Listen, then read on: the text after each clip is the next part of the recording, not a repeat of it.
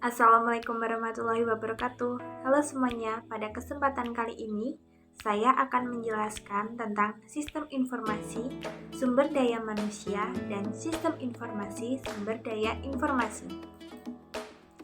Sistem informasi sumber daya manusia yaitu merupakan serangkaian proses yang mencakup pada pengumpulan bahan, peringkasan, dan penganalisisan data berhubungan erat dengan manajemen sumber daya manusia dan perencanaan sumber daya manusia. Fungsi dari sumber daya manusia adalah 1. Perekrutan dan penerimaan. 2. Pendidikan dan pelatihan. 3. Manajemen data. 4. Penghentian dan administrasi tunjangan.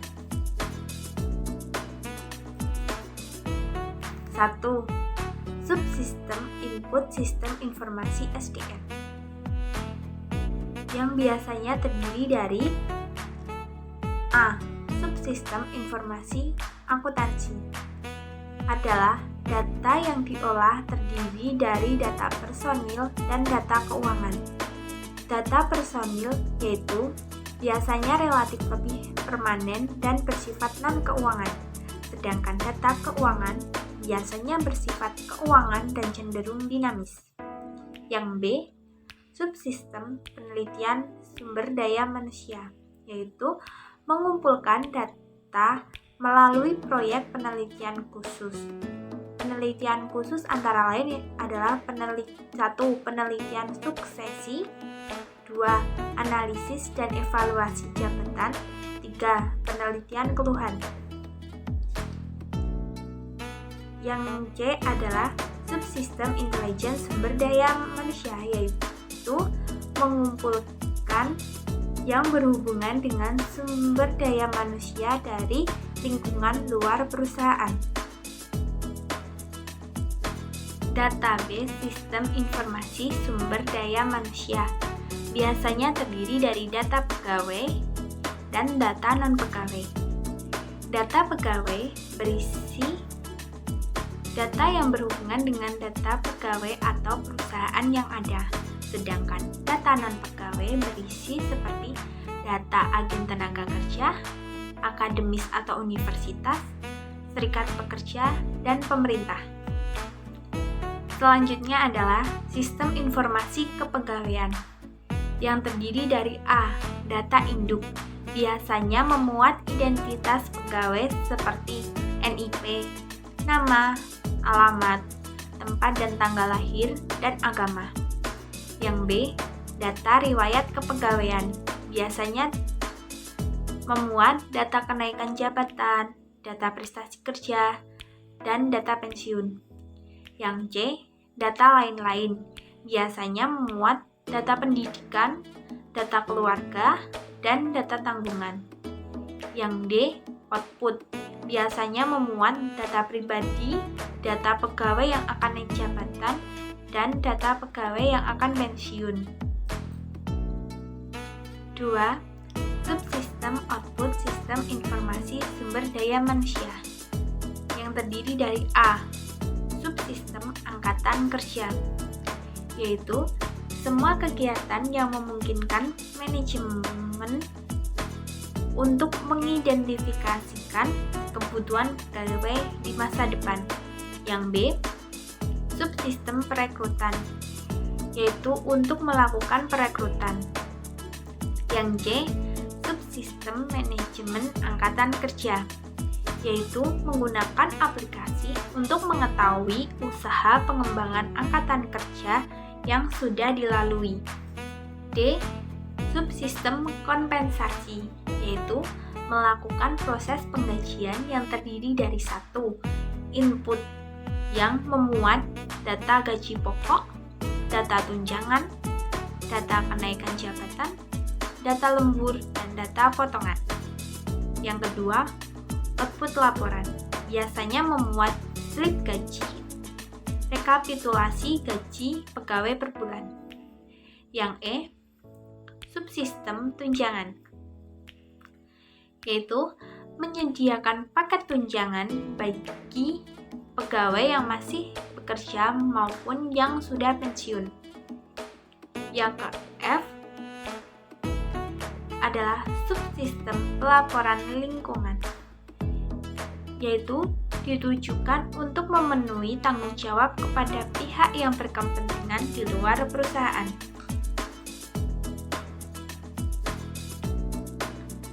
Selanjutnya adalah sistem informasi sumber daya informasi, yang terdiri dari satu, jasa informasi.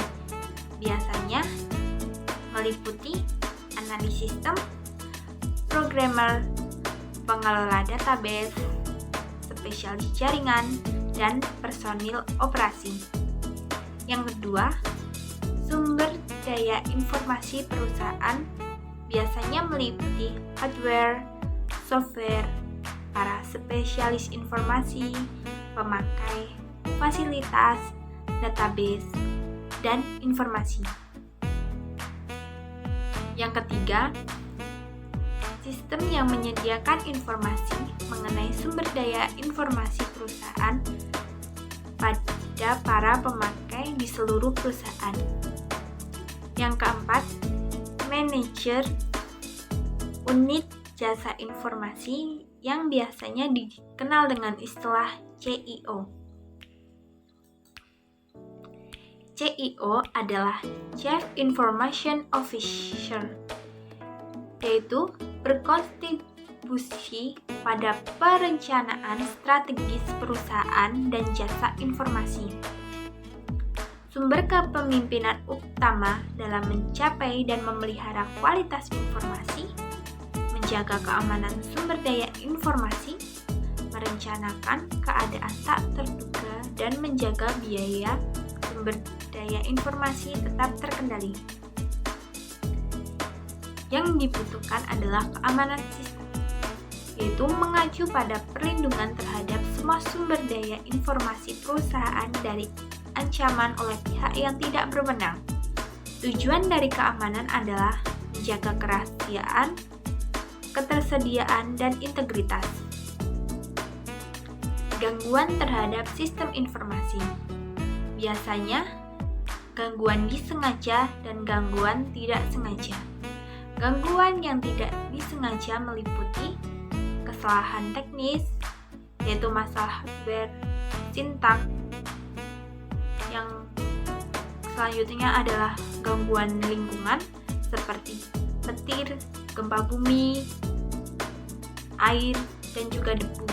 Yang selanjutnya, kesalahan manusia, yaitu menggunakan data yang salah dan menghapus tanpa disengaja. Mengelola gangguan sebagai berikut. 1. Membina internal user. 2. Memasang pengendalian di sistem informasi. 3. Memeriksa efektivitas pengendalian yang dipasang. 4. Merencanakan pengendalian recovery akibat gangguan. Pengendalian keamanan informasi, yaitu mekanisme yang diterapkan baik untuk melindungi perusahaan dari resiko atau meminimalkan dampak risiko pada perusahaan. Pengendalian terbagi menjadi A. Pengendalian teknis, yang meliputi 1. Pengendalian akses, 2.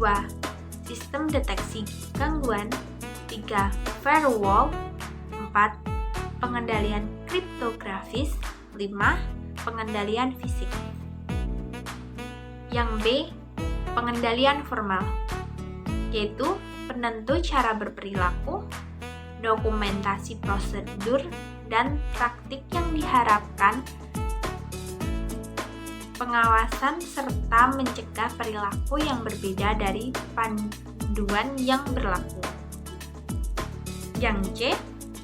Pengendalian informal, yaitu program-program pelatihan dan edukasi serta program pembangunan manajemen. Selanjutnya adalah strategi pengurangan biaya manajemen informasi. Terdiri dari 1. Konsolidasi, yaitu mengurangi jumlah sumber daya informasi yang terpisah. 2. Downzonning, yaitu transfer berbagai aplikasi berbasis komputer dari konfigurasi peralatan besar mainframe platform yang lebih kecil seperti komputer mini LAN yang berbasis PC.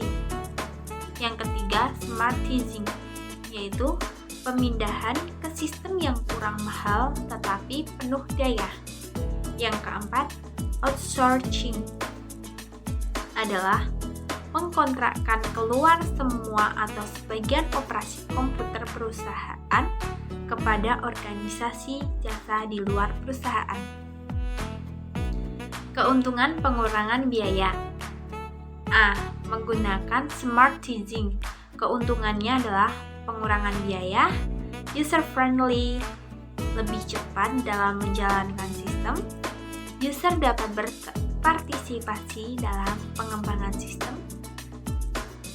Yang terakhir adalah user dapat berkomunikasi dengan staf IT dengan lebih baik. Yang B. Outsourcing. Keuntungannya adalah dapat memperkirakan biaya-biaya masa depan. Sekian dari saya. Jika banyak salah mohon maaf. Wassalamualaikum warahmatullahi wabarakatuh.